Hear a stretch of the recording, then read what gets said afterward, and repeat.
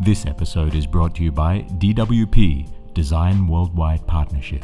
Welcome to hotelintel.co, and today I have an opportunity to interview one of the most successful entrepreneur and businessman, if not in the world, in Asia. The CEO and founder of Wimintra International, which is one of the largest company in Asia Pacific, Mr. Bill Heinecke. Thank you so much for joining me today, Mr. Heinecke. Such a pleasure to have you. Well, I'm happy to be here. With you have a tight schedule and you've been running these groups. You know, you've been very busy and been successful. I'm wondering how much input do you have in deciding the decision that the group takes today? Still a great deal because our family still holds a large share in Minor, although it's a public company listed here on the Thai Stock Exchange. And we are one of the largest hospitality companies. We have 150 hotels and over 2,000 restaurants. So I do still influence the direction that we go, and I still like to approve all of the new investments. So I think that's what people want to know, if you still have influence over some decisions. For sure. One thing that we've noticed that you seem to have this special ability to see openings in the market, and you seem to, and then you make a new brand and then go head to head with the existing ones, and you've done that very successfully. What's the secret? How could you do that? Well, I think we determined long ago that it's actually the people that build brands. Brands don't build people. So really the success of our brands is due to the people behind those brands. When we had successful, and we still have many successful international brands, whether it be Burger King or some of the other brands that we have, it's still our people that are running those or driving those brands. So in the case of the hotel business, we rebranded a number of our hotels. The Four Seasons became the Anantara. The Marriott in Pattaya became the Avani Hotel. So, but we put exceptional people there, and with those exceptional people we found no difficulty outperforming the former tenants of those hotels. Oh wow. So where do you find those people? Well, I think the most important thing is that as a company we tend to we consider ourselves we're trying to be world class in everything we do. So when we seek out to find the best people, we look all over the world.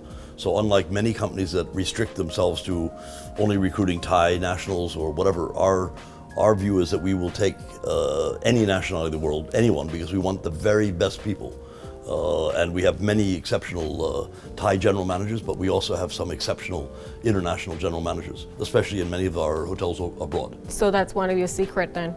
Absolutely. Building talents. Building talent, that's the most important thing. You know, at the end of the day, everything boils back down to people. You know, if you have great people, then you have a great company. And if you have great people, you also have far less headaches in whatever you're doing. But that does also mean that paying them more to keep them inside? It's not successful people don't necessarily work only for money. They also work for the satisfaction. I think we're quite well known for our corporate social responsibility, our elephant program, our turtle program. We have many other different programs, scholarship programs and other things. And I think a lot of the talent that joins us is very happy because we're doing something back to the community. We're involved in community activities.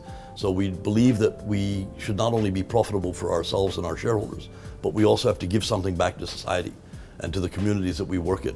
So, and I think a lot of people today find that. But another factor I would say that also perhaps is often greater than the remuneration, the financial remuneration, is that we encourage and empower our people to make decisions to operate like entrepreneurs. And they're given a lot of independence in decision making and operations. And very often that is something that a lot of the larger companies, multinationals, they don't give that much freedom. That could be dangerous for the brand, don't you think? Well, it can be, but I think if you've chosen the right people, you can afford to allow them. After all, they are the ambassadors of the brand anyway. So I think you have to give them a certain amount of freedom, and I think very often today that isn't given.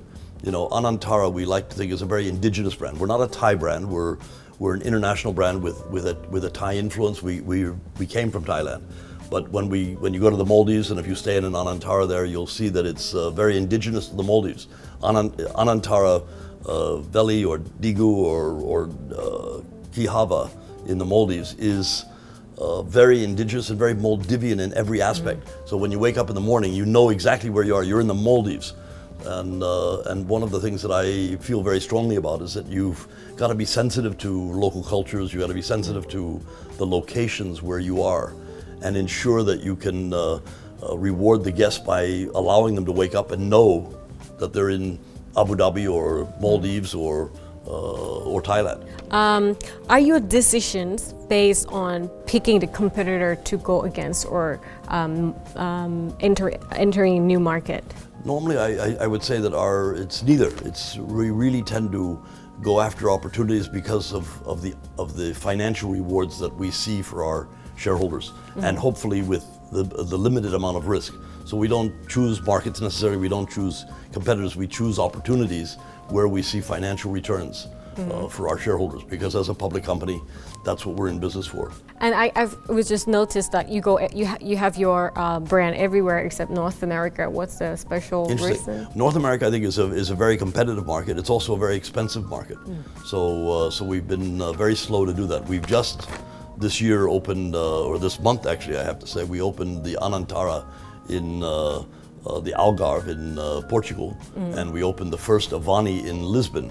In Portugal. So we've just now ventured internationally with our brand, and we did that because we recently acquired a group of hotels under the Tivoli brand, and 2 hotels really fitted our Avani and Anantara brands to a T. And we've since added a few new Tivolis, and because we're bringing Tivoli now to the Middle East, and we hope to also bring one to Bangkok very shortly. So as a result of that, we're interested to grow not only our own brands, Avani and Anantara, but even the new brands that we've acquired. We probably, as you may know, we acquired Oaks in Australia, and we brought Oaks to Thailand. We've taken it to the Middle East. We've taken it, we'll be taking it shortly to China and to Europe. So are you going to North America anytime soon? It seems like you're not going to, or are you going to? If the opportunity comes along, a good opportunity, I think we'd be very keen to go into North America. We're in South America at this moment. So we operate in Brazil, in both Sao Paulo and Salvador.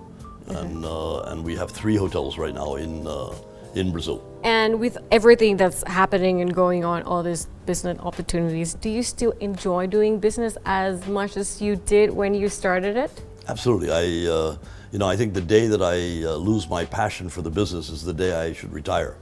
And I find that even as much time as I spend traveling and living in hotels, I still find that I can learn something new, especially when I stay in my competitor hotels. So I try never to stop learning. So that goes with the passion. And they'll let you stay in their hotels? Like, there's no see you, and like, no, you can't come in here. No, I pay the same price as anyone else, but it's also interesting because that's how you also recruit some of the best talent. I know. You see them in the competition, and then you don't hesitate to bring them back to you. Why not, right? Sometimes I've gone off to buy a hotel, didn't buy the hotel, but I took the general manager. So Anantara is, obviously we've been doing a lot of business with Anantara, and one of my favorite is Anantara Chiang Mai, and another one is Golden Triangle. I'm passionate about hotels. So what about you? Are you interested in details of hospitality, or you just interested in doing a bigger and better deal? No, I would have to say that I'm passionate about where I stay, eat, or live, and that's one of the reasons why I base myself in Bangkok and in Thailand, is because this is where I really enjoy living the most. But I travel a great deal, and as a result of that, I want to be involved in the experience that I have when I go to these unique places. We have places like the Golden Triangle and Chiang Mai, as you mentioned, but also we have unique places in Vietnam like Hoi An, and then you go off to the Maldives. Those are unique. In Sri Lanka, we have some incredible hotels in Sri Lanka. The last question, I have this, someone sent me this question when he knows that I'm about to interview you. He used to be your employee here, and he thinks that you are his mentor. So he owns his own hotel brands, but with all the good things that we talk about, he likes to do, and I want to know too. How do you raise above crises, especially the one in 1997? Well, it's funny, but we all face the same crisis. All hotels, all owners, all entrepreneurs. We faced SARS, we faced the 1997 financial crisis, we faced the tsunami, We lost a hotel in the tsunami. So everybody faces the same crisis. But very often what makes the difference is how quickly one reacts to that crisis and responds to the crisis. So I think in the case of the 1997 crisis, we moved very quickly to try to take action to protect our staff, our assets. And as a result of that, we came out of the crisis very quickly. And the same thing applies to things like the tsunami or the airport closures and other things that have affected our industry. But they've affected everybody. Everybody's faced the same challenge. So, and I guess, people often ask me what keeps me up at night, what keeps me from sleeping. Yeah. And it's really not any of the things that we've experienced. I'm not worried about airport closures. I'm not worried about another economic crisis. No? I'm not worried about oil prices dropping or interest rates going up. The only thing I worry about is the thing that I've never experienced, the unexpected. Because when we had the tsunami, I'd never experienced that. So we had to respond to that. And that's always much more difficult when you're responding to a crisis that you've never experienced. But if you respond to a second time, if we have SARS again, we know exactly what to do. If we have another tsunami, God forbid, we know what to do.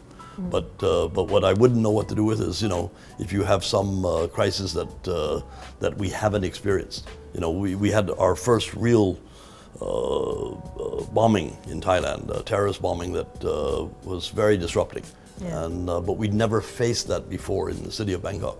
But today, all over the world, no matter where you go, you face the potential of having a crisis now, the way the world is. So what would be the ultimate fear then, if nothing can keep you awake at night? Well, as I said, I have these. You can often have a nightmare, and fortunately it's only a dream. But if any nightmares ever occurred, which we haven't experienced, that would be a devastating new opportunity for us to have to figure out how to cope with it. And while we are sitting here going to bed thinking about what to wear, what to eat, what to do during the holidays, and keeping awake at night, Mr. Bill Heinecke actually has been there, done that, and he sleeps just fine. That's right, absolutely. Why wouldn't life just enjoy it, right? Exactly. Thank you so much for my pleasure. Thank you for having me. Spending time with me. I hope we can have you again sometime later. I'd love to. So. Thank you for joining us, and until next time, goodbye.